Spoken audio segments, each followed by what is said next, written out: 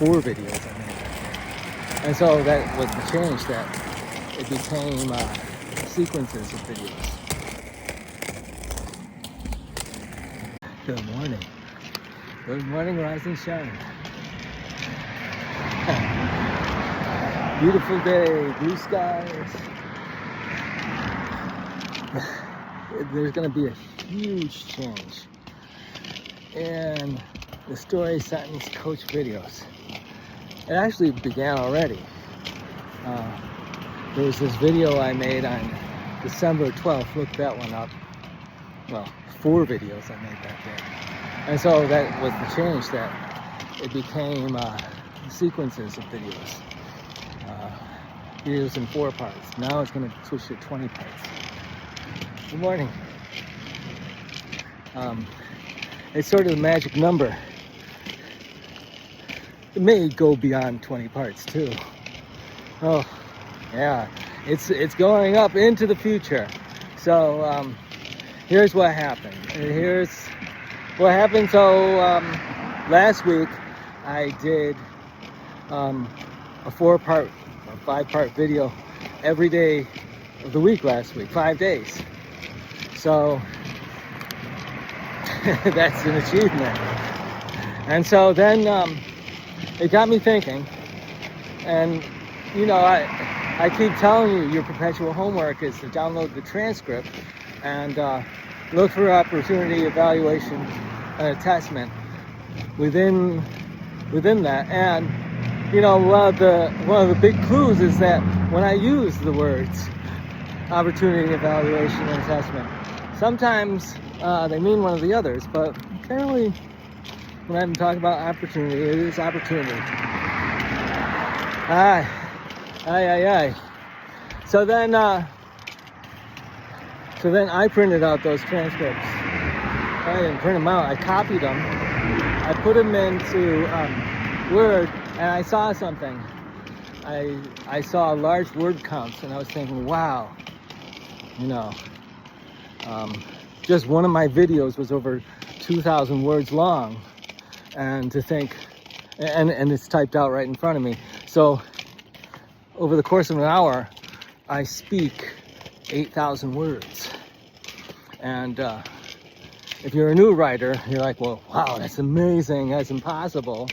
But that's just the standard rate of speaking, at about 150 words a minute. So your first novel, your goal for your first novel is to have a 200-page novel, a 50,000 word novel. And so if you do the math, it comes out to about 5 to 8 hours of speaking. And I spent about four years on a book once.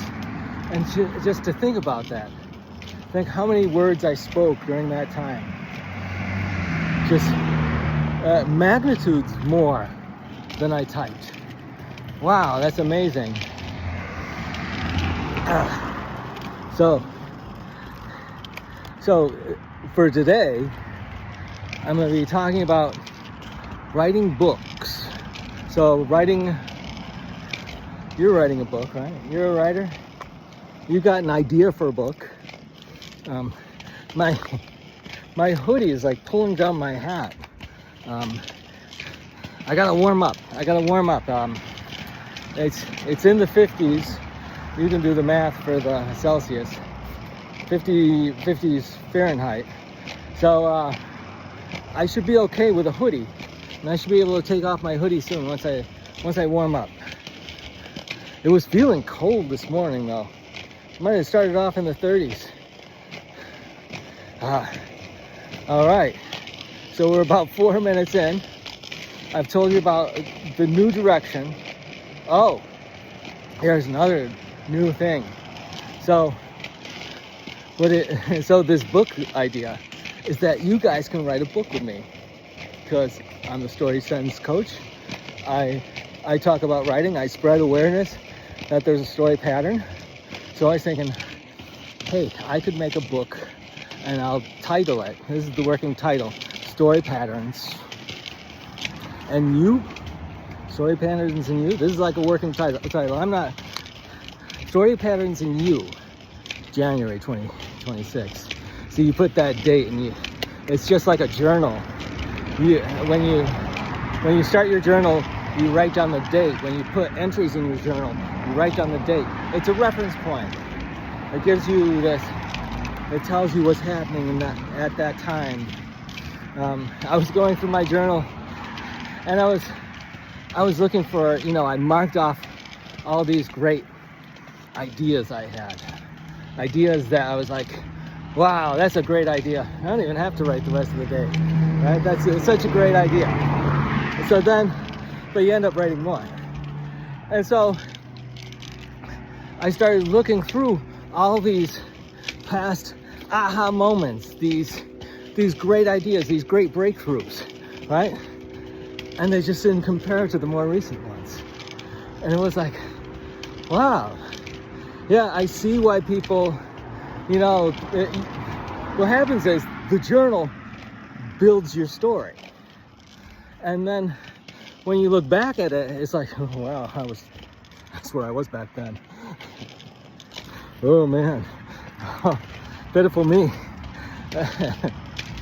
But there's still gems in there. There's lots of gems.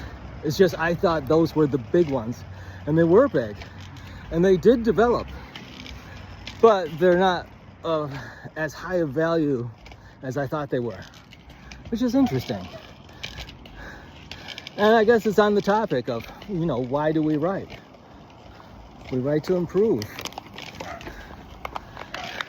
Maybe that should be the title for the video.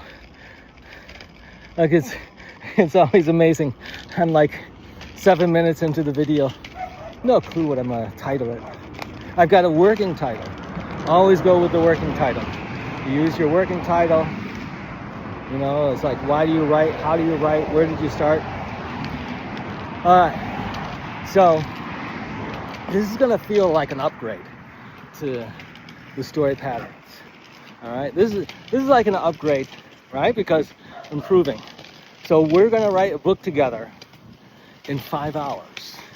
In 5 hours, because at the end of the week, it's like 40,000 words, 160-page book. That's not such a bad output for 1 week, right? It's not quite a novel. A novel length is 50,000 words. But 160 words. Once I put in the graphs and the illustrations, it would print out to 200 pages. So we're writing a book this week. Are you ready? Are you ready to come along? All right, so what you do, this really isn't gonna work unless I start posting these videos, because I need the feedback. I need the viewers to ask me questions. But there's plenty of writer questions out there. I've been examining writer questions without really acknowledging them for the longest time, for 100 videos. So this is fun. All right, so write a book with me, right on there. Okay, where do you begin? How do you begin your book? And so this is the perennial question of the new writer, the aspiring writer, the writer who has been kicking an idea around for years. Where do you begin? And then it's a perfect way to start a book on, how to understand the story pattern, levels 1 through 3. But it's going to seem like a level up. I think it is, because we're getting into the connections between story arcs. So this first part, right? This first part is a story arc. It's beyond a sentence. Okay. You begin at the beginning. And what's the beginning? The beginning is an opportunity.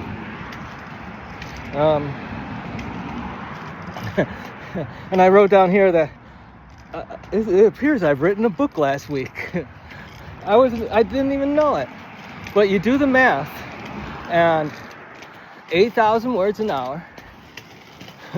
Maybe I'll start talking a little bit faster. so I can get to that 50,000 words over 5 hours. If you talk at like 175 words a minute, just 25 more words a minute, 2 or 3 sentences more a minute, then you can speed up, and then use short, choppy words. Yeah, that speeds it up. So that gave me an idea. I'm just reading my notes. That gave me an idea to write a book on the story pattern. Yeah, so last week, and so another curious math equation is I've made like over 100 story sentence coach videos, each one around 15 minutes long. That's 2,000 words times 100. That's 200,000 words. But then I was looking at the total time for all the videos, and it comes out to around 24 hours.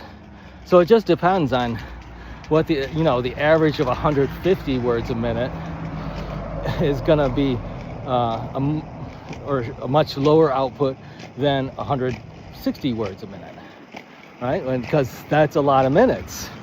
That's what, 60 minutes times 25 days. Yeah, that's a lot of minutes. Okay, so how do you put words together? So the problem is, the problem is every writing teacher, it doesn't matter how good the writing teacher is, they get into that experimental and independent writing, right? There's no rules. If there's no rules, then you're not espousing any pattern. I have this odd affliction of where I find the right word.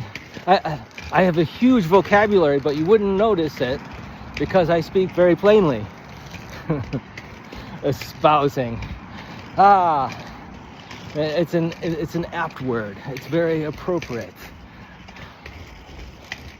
Okay, so the problem is if there's no rules to writing, then you're gonna experiment, and you're gonna fall outside the story pattern. I'm warming up. Maybe I can take my hood off. There we go. So you're gonna fall outside the story pattern, and that's the solution to so many writer problems. Where do I begin? Well, if there's a story pattern, you start with the first part, and you can even once you learn how these work, you can make the other parts sound like beginnings. That's fun. That's sort of a learn the rules and break the rules. Usually that sounds like a bunch of BS.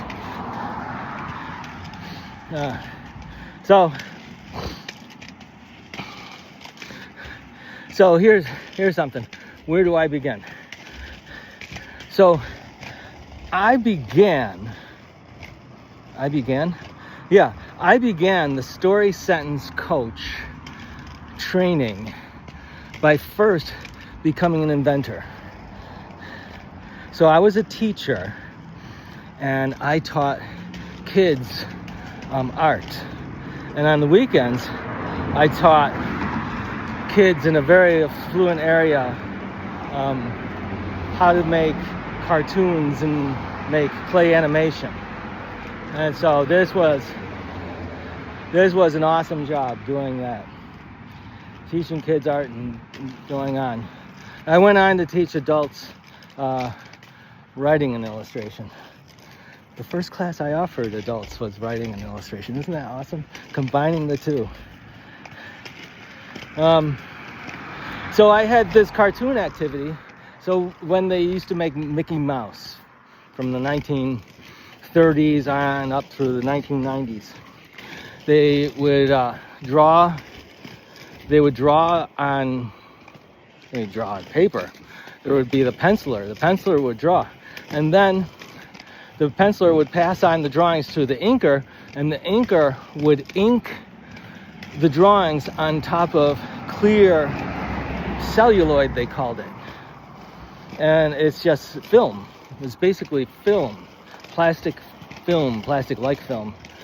So then once the inker was done inking, they would pass it on to the colorist, who would paint on the back with specially formulated paints. They eventually switched to vinyl paints, and those were the fastest drying.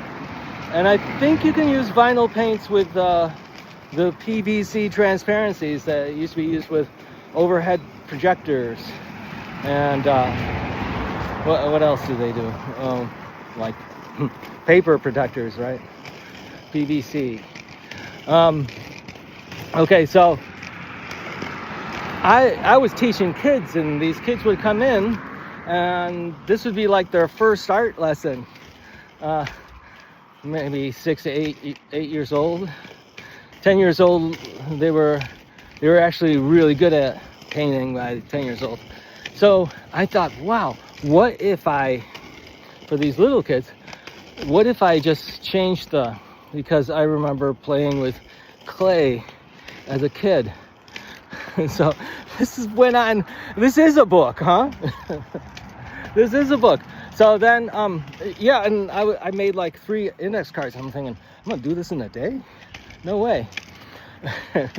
So I put colored clay on the backs of these cartoons that we made. Just copy Mickey Mouse, right? Copy Mickey Mouse with a marker on this transparency, this plastic paper, clear plastic paper. You draw that, and then you put clay on the back to color it. It goes so fast. It goes so fast. You could do one in 10 minutes minimum, and then depending on the size, right? You do a little picture of Mickey Mouse, you can do it very quickly. So that was my invention. I sent it to a toy agent. He loved it, and then he said, "Hey, but you got to make it better." And so I had one of the first 3D animation. It was called Animation Master, and it was like Toy Story, right? These Toy Story like characters you could make and worlds. You could do this with Animation Master. So all of my product designs went into that, and they were 3D, and they had the blueprint like look to them with the grids and so on. And that was just great, and this toy agent loved it. He thought he could sell it to Play School. So that didn't go through, but I had that experience of having an agent for my product, very similar to having an agent for your book. Yeah, the same disastrous effects. So then fast forward, when I was trying to figure out Dwight Swain's scenes and sequels, I realized that the creation of an invention is the exact same process as writing a sentence. When you're thinking up an idea for an invention, it's the same as thinking of an idea for anything, right? You're in a situation and you react to it by making a connection. So an invention would be a counterintuitive connection, right? A connection that most people don't make. Ugh. Ladybug. It's okay, it survived. I didn't roll over it. All right. So first, where to begin? And where to begin? We got to the ending, the story sentence. That's where you began. Just looking forward, in my next video, I'm going to tell you how the parts of the story sentence combine. Combine? No, the parts of the story sentence. Oh yes, I'm going to tell you how they combine and how they are the same as the story arc. So a larger story has the same questions as a story sentence. That makes me the story sentence coach. All right, see you later. Yeah.